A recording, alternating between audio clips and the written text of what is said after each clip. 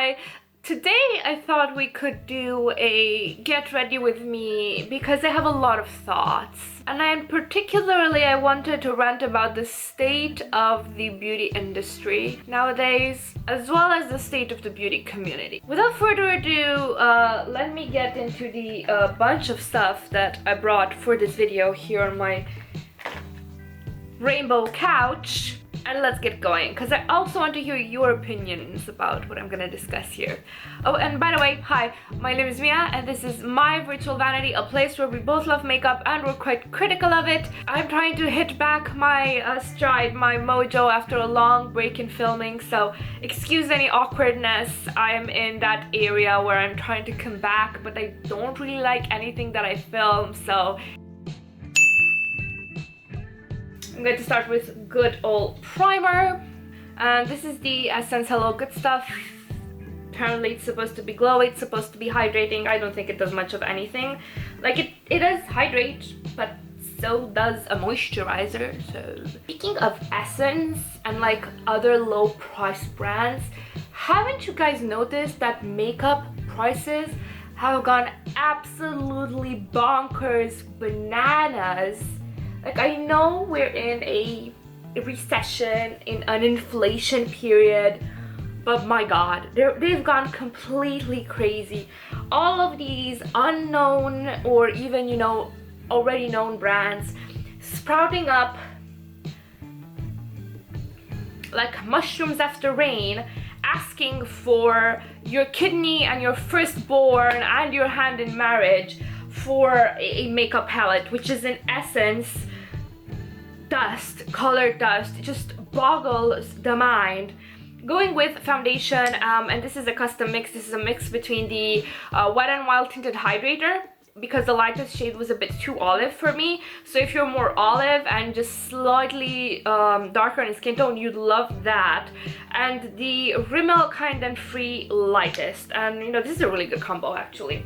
I don't know, I feel like prices of everything have gone completely insane, and maybe it's a sign that I'm turning into an adult, the fact that I unironically am complaining about inflation and shrinkflation.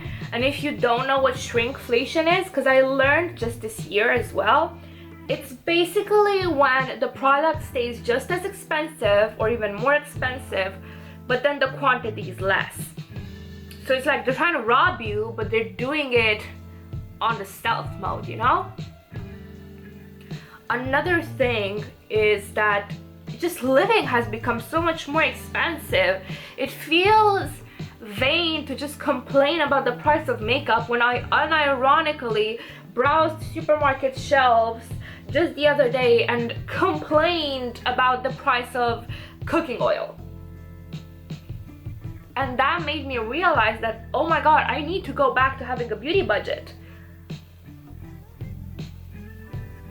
Because I don't have I don't think I have a purchasing problem, but then again, everyone that says that they don't have a purchasing problem might have a makeup shopping / purchasing problem. So, you know, maybe don't trust me on that. But I was noticing that at the end of every month, I would be left without money, and I was like, what the fuck is going on? Because usually I would have enough at the end of every month to just put aside for savings, you know, not worry much, feel like an accomplished millennial, and then suddenly not anymore. This is the EspressOh concealer, by the way. Small Italian indie brand. I've been really enjoying it. I was like, yo, what the fuck is happening? Why am I not having any money left over at the end of the month? Guess what? Everything's more expensive. Whatever you buy, it doesn't matter if you have the same purchasing habits as before. Whatever you buy is just gonna add up to more eventually. You know, I should just let this sit a bit. And you know, in the context of a recession and great economic strife, the fact that makeup brands are coming here with all of the audacity, plunging their grabby little hands into our wallets asking for more and more money for exactly the same formulas. Like, how many times can you reformulate a blush? Like, how innovative it is. How many times can you recreate the formula of an eyeshadow? Like, how can it be worth way more than it was even a year ago? Like, it's makeup, it's not nanotechnology. The moment that you put nanobots in your makeup and they help me blend my eyeshadow, that's the moment where you can unironically ask of me $70 for a palette. Sorry, but no. I'm going to use the number 7 powder to set. Listen, I don't really like this powder. I don't think it does much of anything. It is beautiful under the eyes, but that's about it. I wouldn't recommend it, and I usually have like dry skin. It's starting to become a bit more combination, but yeah, I would not recommend. So I'm trying to pan this or just use up a little bit more of it before I declutter it. And I've also been really enjoying using concealer as a makeup base, especially if I am not going out or going to work, for a video, for a coffee with a friend. Concealer just does fine instead of eye primer. Listen, maybe it's just me, you know? Maybe I've reached that point where my relationship with makeup has changed and I don't have the same enthusiasm that I had about all of the dumb new releases. I'm thinking it's because it's become genre savvy and trope savvy. Let me explain what I mean by that. So past a certain age, because I read a lot, and you know, every movie and whatever is based on a script, and every sort of society has its own themes and repetitive stories that happen, like story beats. For example, the hero's journey. Every genre has its tropes and main story beats, right? You read enough, you consume enough content, enough media, you start to realize that they become quite similar to themselves in these story beats, and you start predicting the plot points. That's why I don't really enjoy watching TV shows, because yeah, unless it's visually really pretty, it doesn't really do it for me. I could read a couple of books in that time, you know what I mean? It's not time efficient. But what I'm trying to say is that once you engage enough in a specific genre, in this case, you know, makeup, you start realizing that things look quite the same. I feel that this is what divides the community between, oh, we've already seen everything, and that's, you know, people that have been in the community for a bit longer, and people that say, well, I don't know what the fuck you're talking about because I'm enjoying everything. Everything is so new and it's so fresh, and a lot of enthusiasm that comes from, you know, the fresh blood in the community, younger people. And like, I think maybe just need to accept that I'm a hag, like an old hag, and I need to work towards reaching my true goal of being a feared, revered, admired bog crone, and just admit that I don't find these new releases exciting because to me they're not. I've seen this already. Speaking of, I've recently, I started to use the Physicians Formula Butter Bronzer. Is this too yellow on me? I can never make up my mind if it's just a wee bit too yellow on my skin tone. Please let me know if you think it's too yellow or not. Not only that, but I think that the young guns don't have the fatigue that we do. And by we, I mean, you know, me and other people that are fatigued by new releases in the beauty community. They're not as fatigued as we are because they haven't encountered all of this bullshit. They haven't encountered, you know, the historical drama. They haven't seen that brands move in the same ways always, and that time and the beauty community is a circle. It's always the same bullshit happening over and over again. Always the same overpriced brands. Not only that, but past a certain point you realize that if you get enough makeup, and it's really not that much makeup that you need to get to that point, you start realizing that you can easily dupe out a lot of stuff. And if you continue buying, you are continuing buying, at least in my case, out of a dopamine seeking behavior. This item will make me happier, this item will just perform a bit better, this item will secretly cure all of my inadequacies, and it's not gonna happen. And I also think being in the beauty community, or not in the beauty community as creators, but like beauty community as in a community of people that enjoy consuming content about beauty, has become exhausting because of TikTok. Listen, I am tired of being pushed into TikTok, okay? I do not want to spend 2 hours of, ooh, jeez. Okay, I do not want to spend 2 hours of my life editing a 30-second clip over and over again. Because, you know, this short form video, it might look easy, but if you really want to do something nice, it's a lot of work. I might start to try to get into it, but I feel like I'm being strong-armed into providing snack-sized, bite-sized content, when really what I most enjoy doing is long form. By the way, this is the Stasy Alex matte glaze, and this is in MG15 Candy Nude. I haven't used this in a while, so I decided to pop this open for today's video. It's very pigmented. Oh boy, I forgot how pigmented this is, oh my god. Not to mention that I feel that it's literally rotting our brains as beauty consumers, because it's continuously focusing on something else, right? The next new video, the next new viral review, the next new viral product, the next new makeup trend. Like, makeup trends, there are one every week. What the fuck is a cold girl makeup? It leads to a certain type of overconsumption that never stops, because there is a never-ending flow of artificially viral products. Like, oh my god, this product is so viral, oh my god, trying whatever viral product, and it's not even viral. It's just being pushed through hidden TikTok advertising and hidden sponsorships to become viral. They want it to be viral, so they say it's viral. Fake it till you make it. And this viral cycle lasts for only a bit, a couple of days, and then it's next towards the new viral product. Not to mention that you really can't get any quality sort of reviews.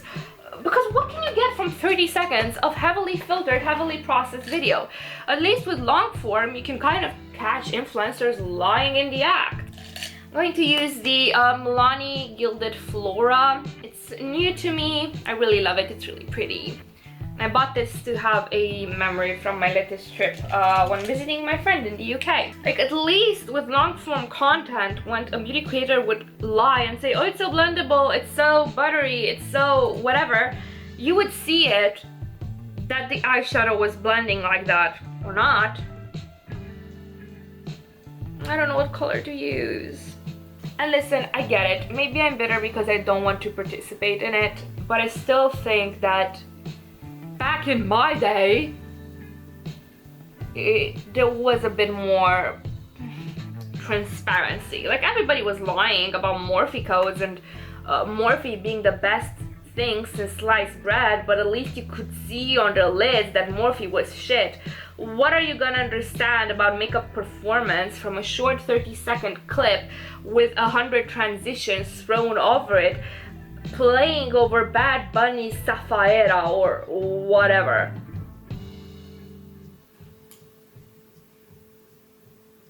I don't know. I've kind of removed myself from the community for a while, except a couple of people that, you know, I considered good eggs. Because after a certain incident that I'm not gonna get into detail about because I don't want to get into that drama again, I've kind of realized that part of the community wasn't seeing me as a person, they were seeing me as content.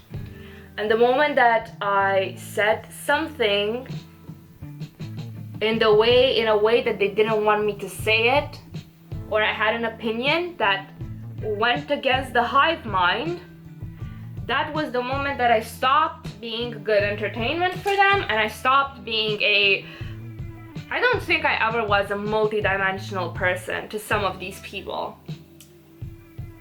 And that kind of hit me, because I thought that I had found belonging in the community, but it was actually the continuous neurodivergent experience of being misunderstood, and you want to clarify yourself, but the more you clarify yourself, the more people jump down your throat.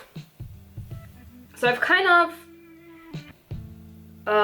taken a bit of a break and started thinking about what I really want to do online. For a couple of months I just consumed, I didn't create, and that was nice to kind of take that pressure off me. But I'm still, now in hindsight, I think that whole interaction was a catalyst for what happened. This is really pretty. I really like it. This palette is just really, really pretty and easy to work with. And you know, in that moment, I realized that the criticisms that we were applying to the bigger creators, the criticisms that we were applying to their tribalistic audiences, the same can be applied to parts of the small beauty community as well. We cannot absolve ourselves of the sins of the big beauty community like I thought we could.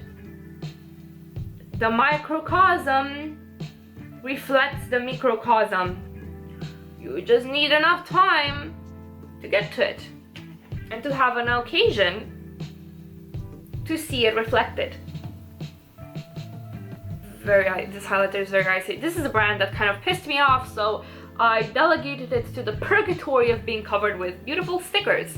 Speaking of brands, have you noticed that cancel culture isn't really doing its thing anymore? Like, I've seen so many problematic brands just lay low for a while and then everything is forgiven somehow. They lay low, they pretend to not do anything bad for a while, people start purchasing from them again.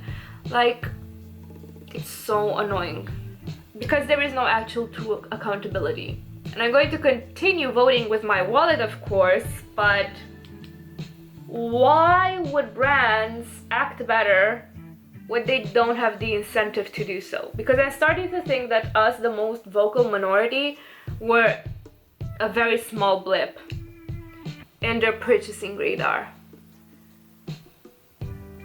And it's more of a thing about marketing rather than profit loss, you know what I mean? Oh, I forgot to mention something. I was checking my phone because I made notes about what I wanted to talk about today.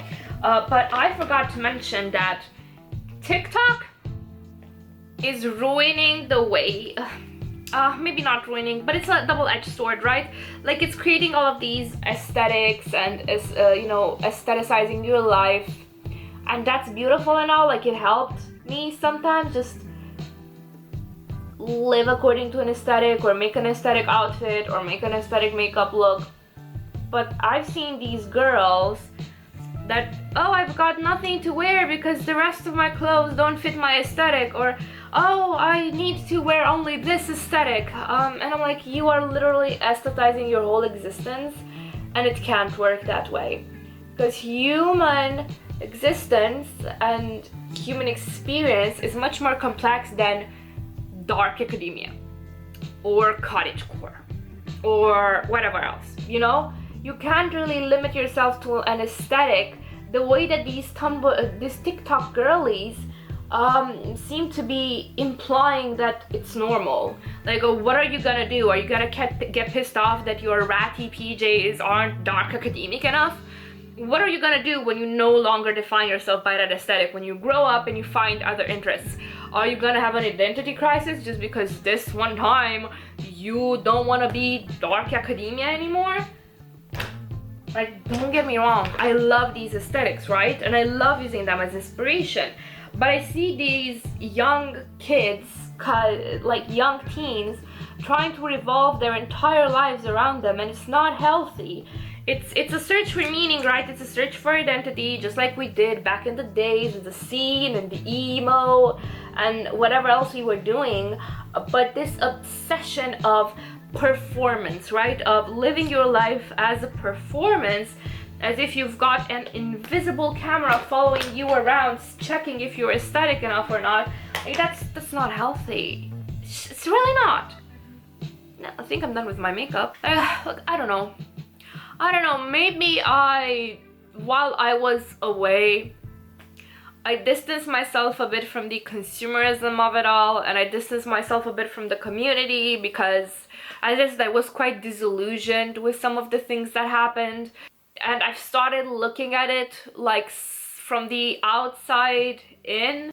It's a bit of a cyclical thing in my life, you know. I very much get into a thing and then I start looking at the thing more objectively and analyzing the thing and overanalyzing it, and I discover, wait a goddamn minute, there's some things that we have to discuss here, and I think that's the case here. So I'm really interested to see how the community and the industry will evolve. Oh my god, speaking of evolution, I wanted to talk about how I hate that Estee Lauder acquired Tom Ford.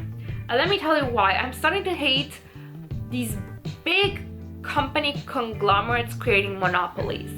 They're problematic for a couple of reasons. One, monopolies create monopoly of vision. The brands will invariably start to follow the same rules and regulations, not necessarily the same aesthetics, but you will end up seeing a uniformity. Kind of like what happens when Disney acquires a bunch of stuff and then everything has that Disney flavor to it. It doesn't, you know, it's not a medium conductive for creativity and for originality and for taking risks. Because now the main focus will not be taking risks. You know, not that Tom Ford was, you know, a very original risk taker in the makeup industry, but I'm speaking in general. They're not gonna take risks because when you're part of something bigger like that, the bottom line is money, not vision, not originality, money. So you're gonna be more constrained. And also it's problematic from a cruelty-free perspective, because when are you going to stop going down the tree? Like, there's some brands that are clearly cruelty-free. They're not owned by anyone else. They're their own thing. They're cruelty-free.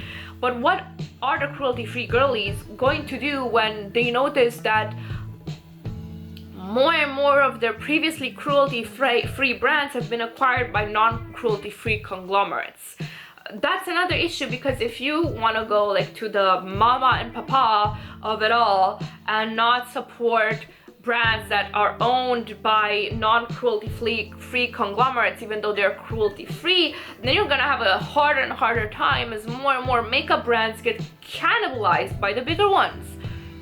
I don't know, I have lots of thoughts about it and I can't really put them all in order. So it is what it is. This is what you got today. A ranty, get ready with me. And the next video is going to be an impressionism, art inspired shop my stash look, where I will do a look inspired by Claude Monet. I also have a whole schedule of art inspired shop my stashes for the next year, with at least 1 or 2 planned each month, so I'm really excited about those.